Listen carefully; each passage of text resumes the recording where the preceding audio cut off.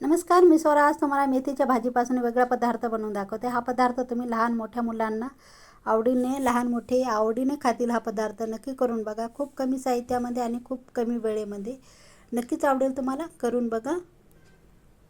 आता या ठिकाणी मेथी निवडून घेतलेली आहे. 1 ते 2 पाण्याने स्वच्छ धुवून आणि बारीक चिरून घ्यायची आहे. आवडीप्रमाणे इथे मेथी ठेवू शकता. इथे चिरून मेथी झालेली आहे. इथे पाहू शकता अशा प्रकारे मेथी चिरून घ्यायची आहे. आता मिक्सरच्या भांड्यामध्ये वाटण तयार करायचं. हिरवी मिरची आवडीप्रमाणे तिखटाप्रमाणे ठेवा. ही मिरची खूप तिखट आहे. 7 ते 8 लसणाच्या पाकळ्या टाकायच्या. हे कच्चं वाटण तयार करायचं आहे. आता अर्धा चमचा जिरं, भाजलेलं जिरं नाही किंवा मिरचीसुद्धा भाजून घेतलेलं नाही. चवीनुसार मीठ टाकायचं आहे. आता स्वच्छ धुवून अशी 2 मुठी कोथिंबीर. आपल्याला हे मिक्सरलाच फिरून घ्यायचं. वाटणामध्ये पाणी टाकायची गरज नाही. असंच फिरून घ्यायचं आबडधोबड आपल्याला. आणि या ठिकाणी वाटण तयार आहे. इथे पाहू शकता. आता एका बाउलमध्ये मेथीची भाजी काढून घेतलेली आहे. आपल्याला ज्यामध्ये आता लागेल तेवढं बेसन वापरायचं. वाटीने आपण मोजमाप करून असं काही नाही. जसं लागेल तसं इथे बेसनाचा वापर करायचा. आणि यामध्ये पाण्याचा सुद्धा वापर करायचा नाही. आता हातावर अर्धा चमचा ओवा घेतलेला आहे. चोळून टाकायचा, जेणेकरून त्यामध्ये सुगंध असा टिकून राहतो. कधी ओवा हातावर चोळून टाकायचा.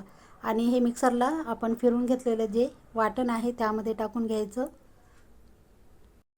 आणि हे आपल्याला मेथीच्या भाजीचा बेसनाचा आपल्याला गोळा घट्टसर तयार करून घ्यायचा. आता अर्धा चमच हळद टाकते. हळद टाका यामध्ये, कारण भाजीला कलर आणि ते छान टिकून राहते. हळदीचा वापर करा यामध्ये. जसं बेसन लागेल तसंच यामध्ये आपल्याला वापर करायचा. वाटीच्या मापाने घेणार नाही आहे. जसं लागेल तसंच वापरा. इथे कमी जास्त बेसन लागू शकते, त्यामुळे इथे सांगते.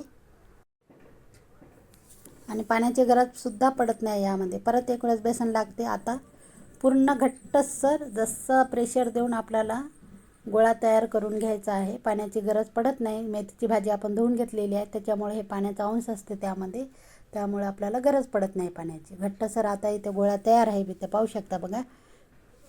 आणि इथे पहा, गरज पडली नाही पाण्याची. आणि मेथीचे प्रकार आपण खूप काही खाल्लेले असतात, त्याच्यामुळं हा वेगळा पदार्थ आहे. लहान मोठ्यांना नक्कीच आवडेल. हा पदार्थ करून बघा. आता इथे पाहू शकता गोळा तयार आहे. घट्टसर असा गोळा तयार करून घ्यायचा. आणि तयार आहे. झाकण ठेवून मी 5 मिनटासाठी रेस्ट करायला ठेवते. थोडंसं बाइंडिंग येते छान. आता 5 मिनटं झालेली आहेत. आता पाहते मी. थोडासा गोळा हा फिरून घ्यायचा हलक्या हाताने. आणि इथे पहा तयार, किती छान गोळा तयार आहे. आता काय करायचं, लिंबाच्या आकाराचा थोडासा कमीच गोळा घ्यायचा आणि असे हातावर असे रोल करायचे. पाहिजे ते आकाराचे आणि पतले मोठे साईजचे जसे लागतील तसे आकाराचे तुम्ही इथे बनवू शकता रोल. असे पाहिजे त्या आकाराचे पतले किंवा मोठे. थोडेसे साईजला थोडेसे जाड असू द्या. इथे पहा कसे बनवले मी, तसे आकाराचे बनवून घ्या. आता इथे पूर्ण तयार करून घेते मी रोल. आणि तयार आहेत आपले हे असे. ते पाहू शकता बघा. जवळून दाखवते, अशा प्रकारे दिसतात हे रोल. इथे मी चाळण घेतलेले आहे. थोडंसं तेल त्याला लावून घ्यायचं, जेणेकरून हे रोल असे चिटकले नाही पाहिजे. थोडेसे हलक्या हाताने असे पसरून घ्यायचं हे. आता ठेवून घ्यायचे त्यावर हे असे रोल. पाहिजे तेवढे बसतील तेवढे यामध्ये. आणि जास्त रोल झाले असतील तर 2 स्टेजमध्ये आपल्याला हे वाफून घ्यायचे. आता हे पूर्ण करून घेते मी, जसे बसतील तेवढे. आणि साईडला मी पाणी गरम करण्यासाठी ठेवलेलं आहे. कधीही काही वाफवताना पाणी अगोदर गॅसवर ठेवायचं साईडला, जेणेकरून जास्त वेळ लागत नाही आणि पटकन वाफ पण तयार होते. आता इथे पाहू शकता पाणी अगोदर ठेवलेलं आहे. वाफ निघालेली आहे. आता हे त्यावर ठेवून घेते मी. छान असे वाफून घ्यायचे 4 ते 5 मिनटासाठी. जास्त वाफूनसुद्धा घ्यायचे नाही, गरज पण नाही. आता झाकण ठेवून मी वाफून घेते. आणि इथे पाहू शकता कमी जास्त वेळ लागू शकतो वाफून घेण्यासाठी. आता पाहते मी. आता हे झालेले आहेत. झाल्यानंतर आपल्याला हे एका ताटामध्ये आपल्याला पूर्ण थंड करून घ्यायचे आहेत. कपडा घ्या तुम्ही. इथे गरम आहे हे टोप आणि चाळण. आता हे पूर्ण वाफून घेतलेले आहेत. इथे पाहू शकता बघा.